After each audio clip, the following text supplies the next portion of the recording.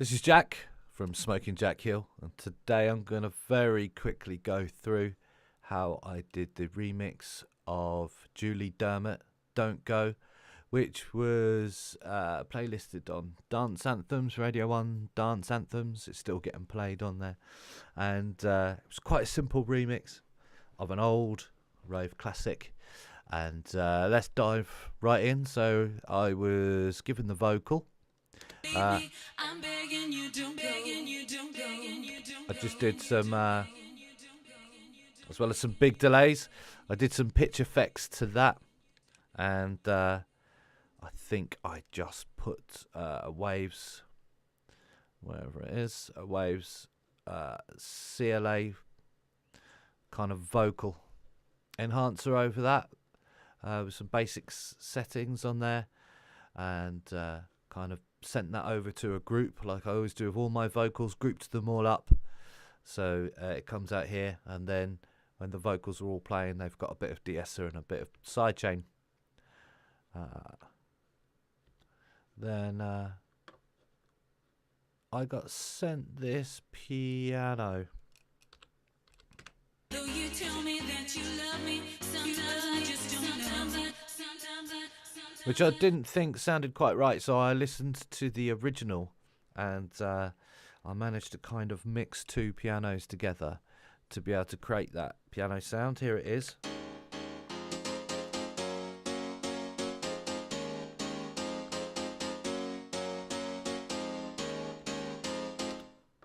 To get that sound, I used Hallion, which is a VST plugin. I don't often use this piano because it doesn't sound very good, but in this case that's exactly what we wanted. So I used hard grand piano, and I just removed the release a little tiny bit so that it become a bit more choppy and a bit tighter. I took the reverbs off it as well, and I'll explain why in a minute. And then for a bit of body I used the classic M1 piano there. Again, just reduce the release there. I like my pianos kind of really tight, and then took both of those pianos, grouped them up together and into this channel here, and then I just used this Jack Joseph kind of piano setting on it. Just reduced some of the settings just so it wasn't too heavy. Not a lot of reverb on the piano, and a bit of sidechain as well when the track is playing. And then all my channels I kind of group to a sub-mixing channel here, and I'll go through why I do that in a minute. So yeah, there we go. There's the piano mixed.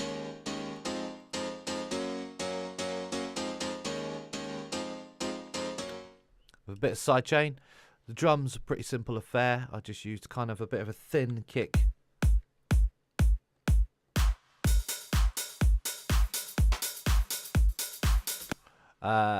Drums are just kind of coming out of a battery. Standard 909 because I wanted the track to sound authentic. So I used kind of 909 snares, 909 hats.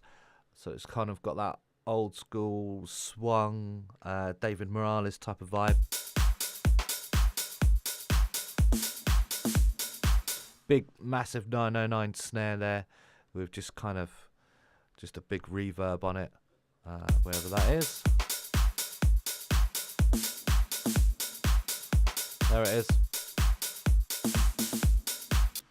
Just use like a Q-bass kind of convolution reverb there. And then, I don't know if you noticed, but when the piano comes in, the timing of it is different to the authentic piano. Let me just play that.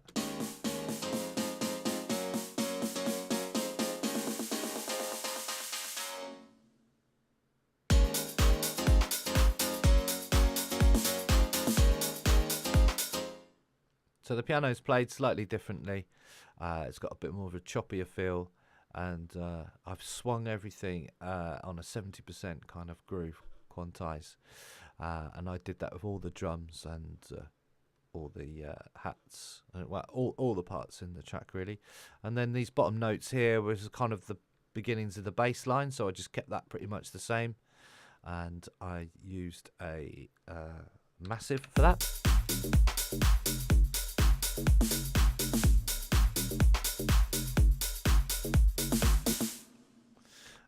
And with my bass, what I did is this is quite an interesting little trick here, this like notching trick. So if I take the kick drum,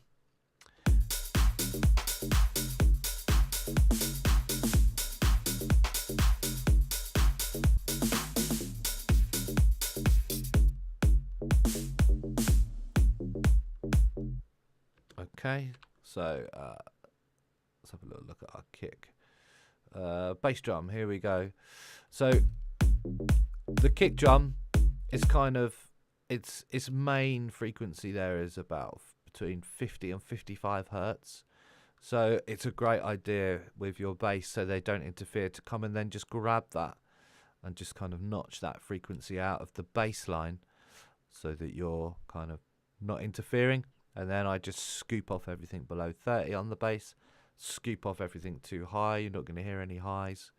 So it just kind of tidies up the mix and you get a nice clear bottom end. There's on the bass there's a bit of compression, a bit of limiting. Want to keep the dynamics there, so not too squashed. Then track spacer, this is kind of an expansion on that notching idea. This does it dynamically, so it analyzes the kick frequency and removes that from your bass.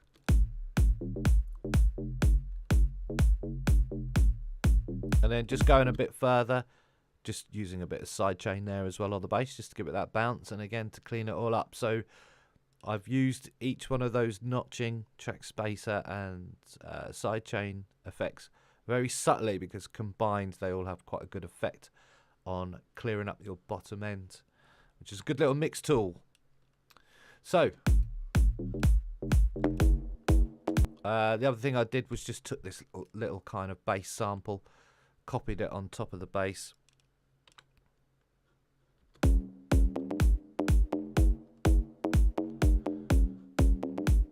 took all the bottom end off it, but added a bit of distortion, reverb, a little bit of compression, so that I've got control of that kind of top dirty reverb type thing without kind of washing out the bottom bass, which is now kind of mixed with our kick. So by separating this sub and the top elements of the bass, you get real control over your mix.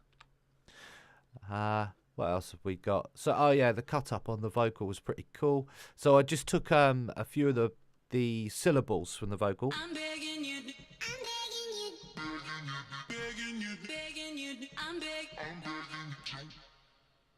and I just cut them up manually, put them in a contact sampler, and mapped each syllable up and down the keyboard across 2 octaves so that I could.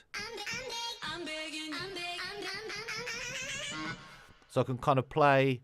I've got full control. I've got like all the different syllables in that vocal mapped up and down the keyboard, so I can kind of do this cool little.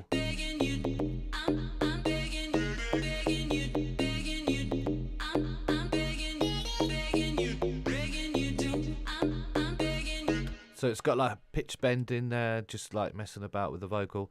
The other cool little trick that I'm doing there is I've got if I mute the main vocal, there's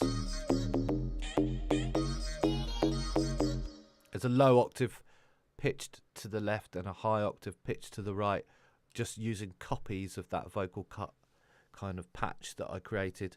So so I've got the main one in the middle and a low and a high.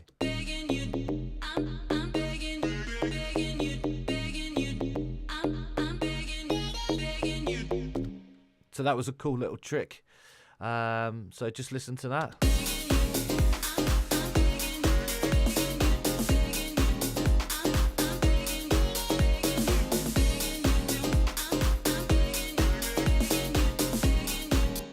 Okay, and there's a couple of reasons why kind of grooves and things appeal to us. It's because quite purposefully these drum elements and the vocal, like this big 909 snare, I kind of used it to fill the gaps of the vocal.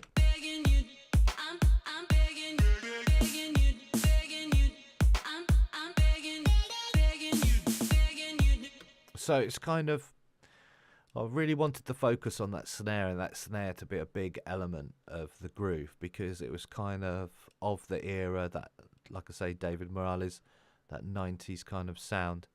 So it was quite important that there was space on that snare program, and that was kind of planned and thought out. Then there's a couple of just like little standards, like a string over the top as a progression. Then let's have a little look at the rave section over here. So they sent me a stem of the rave stab, but there's a free download called Rave Generator, so I downloaded that. Already had it in my VST plugins, and kind of recreated the riff and replayed it on MIDI just to give myself more control over the effects and the mix down, and so that I could use my groove quantize as well.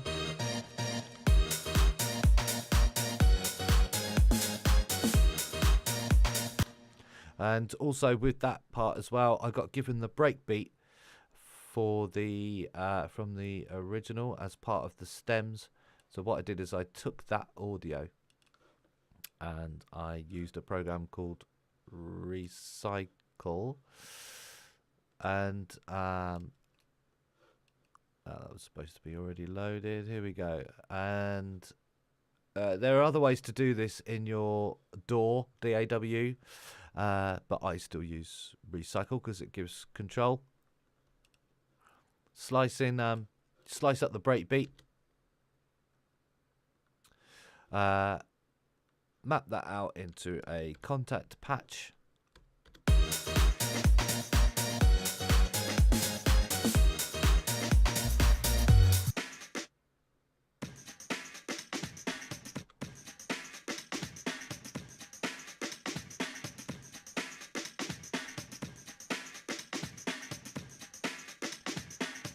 And so using MIDI now, I've got more control. I had to kind of tweak a couple of the little notes, but I wanted the swing quantized universal throughout the track. So that's why I sliced it up, and then I could kind of play the breakbeat on top of my beats.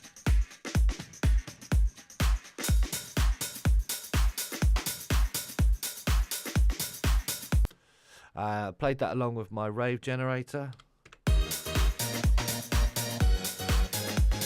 So I could kind of, it allowed me to blend that breakbeat in with that section along with my beats already. So by slicing it up, gives you more control. Then just a little sub kind of renegade bass.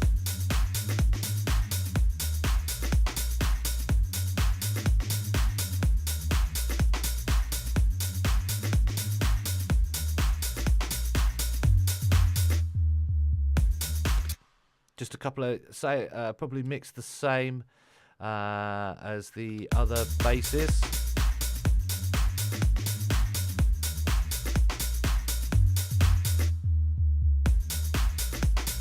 There we go.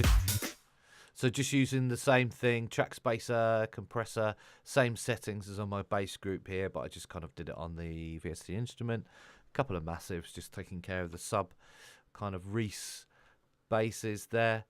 And the only other thing was this kind of rave stab. So back in the 80s, there was a keyboard called an Alpha Juno, and it had this crazy sound in it called "What the question mark," and it was basically a sawtooth that had kind of weird pitch effects on it. And if you know how that keyboard worked, and I used to kind of play on one back in the day, showing my age, then basically it was just using an envelope to make the pitch go crazy all over the place, and just like a bit of I think I did like I might have done like an EQ sweep, yeah, along with some delay automation there, which is something you might have done in the old days. Like an EQ sweep used to sound great on a live desk. So it's kind of just using those old techniques that would have been used back in the day to create a track like this, and just giving a little nod to it, but bringing it up to date. And then that's pretty much it. In terms of the mix down, I just make sure that I kind of group up the drums and just use a little bit of limiter or de-esser. I've grouped up the vocals there and just use a bit of sidechain compression and de-esser. Oh, the other thing that I do is kind of on the build-ups is I group all those subgroups.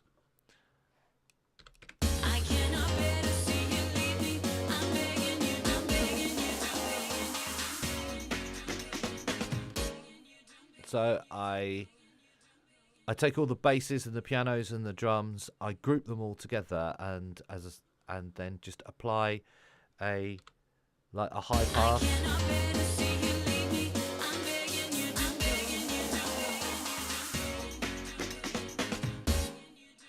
And so it gives you that DJ effect that you might do just before a track kicks in. If you're on the decks, you just grab a handful of EQ, like a high pass, and then kind of bring it back in to whack it in. A couple of other things like air horns and stuff like that. And I think there's a little crowd cheer in there as well, just a sound effect that I downloaded. Just kind of all of that era to give it kind of that 90s rave type of sound. Right, and that was the remix. It wasn't a complicated one. I hope you enjoyed it, and I'm going to do some more tutorials, and I hope you enjoyed. All right, nice one. Thanks.